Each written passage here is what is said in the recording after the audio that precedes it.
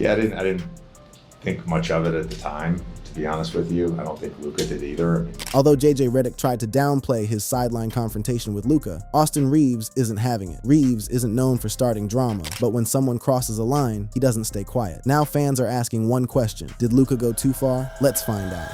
The sideline explosion that broke the internet. You know, there are certain moments in the NBA that make you sit up straight on your couch, grab your phone, and immediately start texting everybody you know. Moments where the cameras catch something so raw, so unfiltered, so absolutely electric that within minutes it's everywhere. Twitter, Instagram, group chats, barbershops, podcasts, you name it. And on Saturday night, March 2nd, 2026, inside the Chase Center in San Francisco, one of those moments happened right in front of the entire basketball world. The Los Angeles Lakers were absolutely demolishing the Golden State Warriors. We're talking about a 129-101 blowout. A game so lopsided you'd think nothing controversial could possibly come out of it. But see, that's the thing about the Lakers. Drama doesn't care about the score. Drama finds the Lakers like a moth finds a flame. And on this particular night, drama found its way to the sideline in the form of a heated exchange between superstar guard Luka Doncic and head coach JJ Redick. Now, to understand what happened, you have to rewind to the first quarter. The Lakers are rolling, everything's looking good, but there's a sequence of events that starts building frustration like a slow-burning fuse. With about 3 minutes left in the opening quarter, Lakers forward Gabe Vincent misses an easy layup, but guard Max Christie grabs the offensive rebound and puts it back in. During this whole sequence, Luka is on the court, and he appears to be complaining about something. Maybe it's the play call, maybe it's positioning. Whatever it is, you can see the frustration starting to simmer. Then on the very next possession, Luka does something that makes JJ Redick's blood pressure spike. He pulls up for a contested shot and misses. Now look, Luka Doncic is one of the most talented offensive players on the face of the earth. The man can score from anywhere on the court, but even a generational talent like Luka has to pick his spots. And a contested three over a defender when the team is already in control of the game, that's the kind of shot that makes a coach's eye twitch. But it doesn't stop there. On the very next defensive possession, Luka has a lapse. He fails to communicate a switch with teammate Jackson Hayes, and you know what happens when there's a breakdown in communication on the defensive end. Somebody gets a wide open look, and that somebody was Warriors guard Gary Payton X, who knocks down a clean three-pointer. Just like that, a defensive breakdown caused by a lack of communication, and JJ Redick has seen enough. With just 56 seconds left in the first quarter, barely a minute of game time remaining, Redick makes his decision. He signals for the substitution. LeBron James is coming in, and Luka Doncic is coming out. Now, according to reports, Luka noticed what was happening and asked Redick to let him finish the quarter. After all, there were only 56 seconds left. Just let him ride it out. But Redick wasn't having it. He reportedly told Luka he needed to earn it. And that, ladies and gentlemen, is where the whole situation went nuclear. As Luka walked off the court toward the bench, the cameras captured every single second of what happened next. LeBron James, who was checking in, tried to give Luka a pat as he passed by, a little chest tap, a gesture of solidarity. But Luka was locked in on something else entirely. He walked right past Redick, avoiding a fist bump or high five from his coach. Now, for those of you who've played sports at any level, you know that leaving a coach hanging is the universal signal for, "I'm not happy right now." Redick followed Luka toward the bench. Luka sat down, and then the words started flying. So when he was coming in the game, LeBron tried to give him 5. Yes, he missed that. Then JJ's grabbing him. He walks him down. Now, former NBA player Joe Johnson, ISO Joe himself, broke this whole thing down on the Nightcap podcast, and his take was fascinating because he's somebody who's actually lived through these kinds of moments in the NBA. I play with JJ Redick, and he's definitely a no-nonsense kind of guy. He's very straight and to the point, but he's also petty. And that pettiness showed up in a very specific way, because after Redick walked over and said whatever he said to Luka on the bench, watch what happens next. Luka reaches out his hand, possibly for a high five or a handshake, and Redick doesn't reciprocate. He just turns and walks away. So watch, after he says whatever he says to Luka, look, Luka's gonna reach out to give him 5, and watch JJ.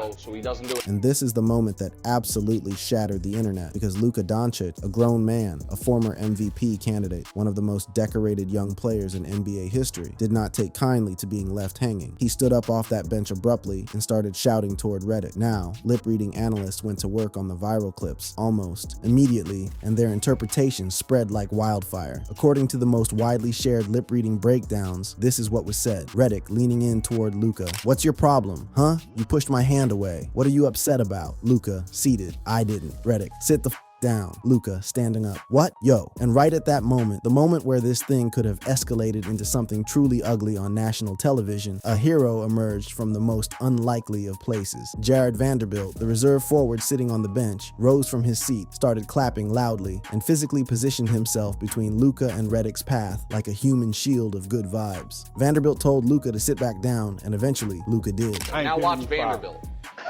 So that's what started it, right there. You know what I'm saying? So I didn't see that. yeah. That's so good. But the damage, at least in terms of the public narrative, was already done. The clip was out there. Millions of views, millions of opinions, and everybody had something to say about what they just saw between the Lakers franchise player and his first-year head coach. The question on everybody's lips was simple. Is there a real problem in Los Angeles?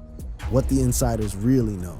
Now look, when a clip like that goes viral, when millions of people see a superstar standing up and shouting at his head coach during a live NBA game, you better believe the media machine kicks into overdrive. Every reporter with a press pass, every analyst with a microphone, every former player with a podcast, they're all scrambling to get the real story. And within 24 hours of the incident, the responses started pouring in from every corner of the basketball world. The first and most important voice to address it, JJ Redick himself. On March 3rd, before the Lakers matchup against the New Orleans Pelicans, Redick stood in front of reporters and handled the situation with the kind of calm, measured energy that tells you he's been around high-pressure environments his entire life. Yeah, I didn't think much of it at the time, to be honest with you. I don't think Luka did either. I mean, he and I have a great relationship. I really value our relationship.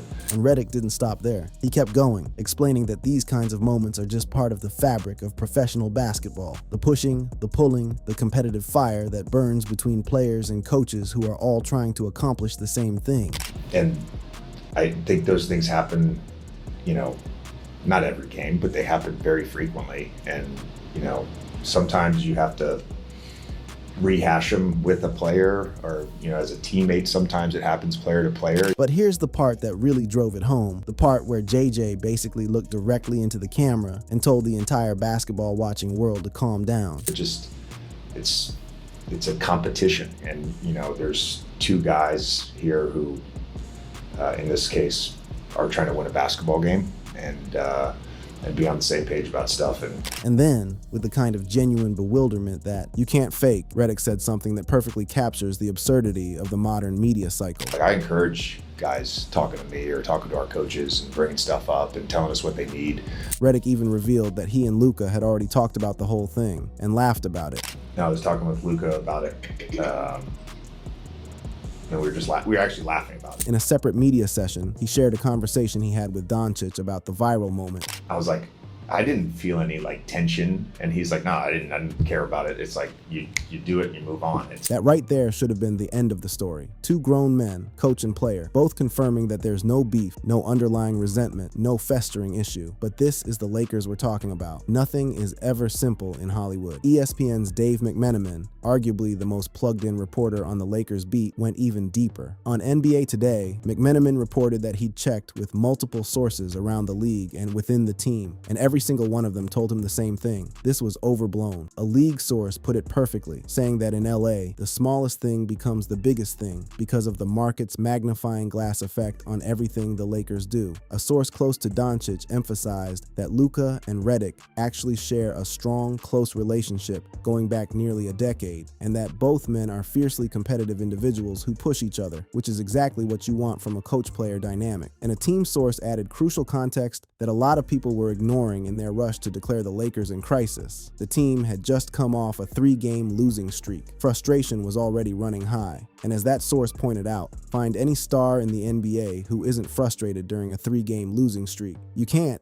because they don't exist. Then Rich Paul weighed in. Now, for those who don't know, Rich Paul is the founder of Clutch Sports Group and one of the most powerful agents in all of professional sports. He represents LeBron James and has deep connections throughout the Lakers organization. So when Rich Paul speaks on a Lakers matter, people listen. That leads to a healthy relationship because that means that there's a profound respect for the player, and there should be a profound respect for the coach. Rich Paul didn't just dismiss the incident, he flipped the narrative entirely. He framed the exchange as evidence of healthy passion and genuine investment in winning. I think it ultimately leads to a healthy relationship. I've been around enough coaches to see them challenge the star players. And then Paul delivered the finishing blow to the drama narrative by putting the whole thing in historical perspective. So when things happen in such a media robust environment, that we're looking for the drama of it all. Now, not everybody was ready to let it go that easily.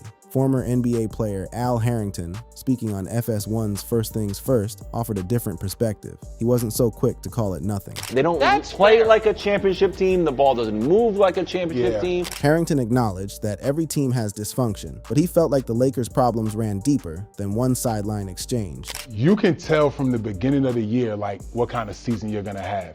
And I just feel like with the Lakers, man, it's just from the beginning, it just hasn't been like one of like championship energy, vibe. And then came the funniest follow-up of the entire saga. Luka Doncic, being the absolute troll that he is, playfully pretended to confront Redick again in a subsequent game, faking an outburst just to see if Vanderbilt would jump up to intervene again. That little prank confirmed everything the insiders had been saying. This wasn't serious. These guys were fine. The internet just lost its mind over a competitive moment between two passionate basketball people. The big three and what's really at stake. But here's the thing that the sideline exchange really exposed, and it's not about Luka and JJ Redick's relationship. What that moment pulled back the curtain on is the much bigger, much more complex challenge that the Lakers have been wrestling with all season long. How do you make a big three of Luka Doncic, LeBron James, and Austin Reaves actually work? Because as much as we can all agree that the sideline exchange was overblown, nobody can deny that there are real, legitimate questions about whether these three superstars can coexist on the same court and produce championship-level basketball. And the numbers, at least for most of the season, have been genuinely alarming. In the first roughly 152 to 200 minutes that Luka, LeBron, and Austin shared the floor together, the Lakers posted a net rating of approximately 7.8 to 9.8 per 100 possessions. To put that in perspective, that's worse than some of the worst teams in the entire NBA. The offensive rating hovered around 106-111, numbers that would rank near the bottom of the league. And the defensive rating? Don't even ask. We're talking 115 to 121 in their worst stretches. Jason dropped what might be the most brutally honest assessment of the situation on First Take, and it stung because it was true. The bigger issue that I think the Lakers have had this season as it pertains to their offense with all three stars on the floor comes down to catch and shoot play. And he elaborated on precisely why the shooting has been such a devastating problem for this trio. And LeBron and Luka have not been good catch and shoot players this year. And you know, it's kind of a shame because that's the crux of it right there. When you have three ball-dominant players on the floor at the same time, the offense only works if the two guys who don't have the ball can punish defenses as catch-and-shoot threats. And both LeBron and Luka have struggled mightily in that department this season. The size issue is equally concerning, with LeBron at 41 years old, Luka as a primary guard, and Austin Reaves also playing on the perimeter. The Lakers have been too small defensively. We're talking about Austin Reaves having to guard guys like Zion Williamson, a mismatch of nearly 90 pounds. When asked about that specific situation, Reaves was hilariously honest. Don't be scared to get out of the way. You did that in the first half. 1,000,000%. Dude, I was terrified. Yeah, there was no way in hell I was taking charge. But here's where the story takes a turn that gives Lakers fans something to actually be optimistic about. Since the All-Star break, with all three guys healthy and getting consistent minutes together, the numbers have flipped dramatically. In their last 7 games together, about 142 minutes of court time, the trio posted an offensive rating of 110.7, a defensive rating of 101, and a net rating of positive 9.7. That's a complete 180 from where they started. And it's not just empty numbers against bad teams. There are real, tangible adjustments driving the improvement. JJ Redick talked about the sacrifices each player is making. Yeah, I think the bigger challenge is when they're all on the court together, because they all want the basketball, and the reality is, like, someone, or in some cases, like, people have to, people have to sacrifice. Luka's usage has dropped to 33.9%. Reaves is down to 22.4%. LeBron is operating at career low usage rates. Everyone is giving something up for the greater good, and the coaching staff has made smart adjustments, swapping in Marcus Smart for defensive upgrade, implementing zone defense schemes, and finding ways to stagger minutes so each star gets opportunities to run the show with second units. When asked, for what felt like the 1,000th time, about how the Big Three chemistry was developing, Luka gave an answer that was equal parts honest and exasperated. Yeah, I mean, obviously, like we talk about, it's still a work in progress.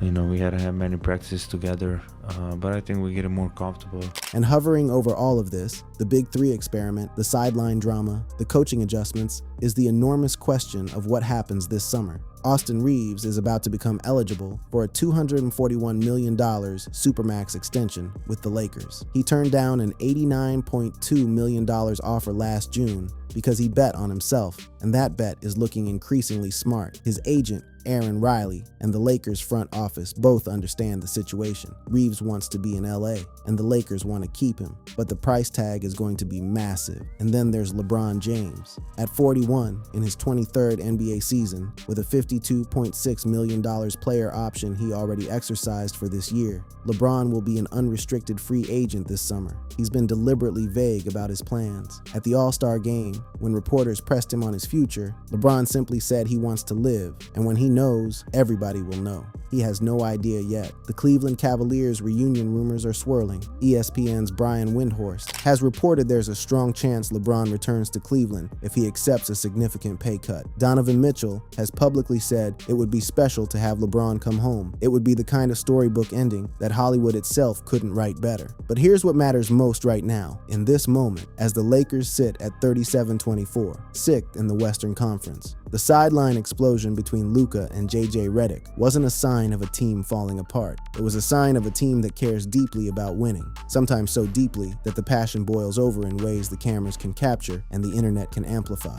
Both Reaves and Doncic reportedly want LeBron to stay for at least one more season. The personal bonds are real, the competitive fire is real, and the improvements, slow, imperfect, but undeniable, are real.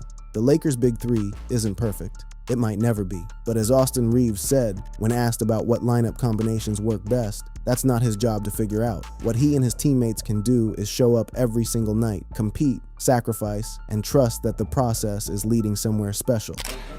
Oh, that's not for me to tell.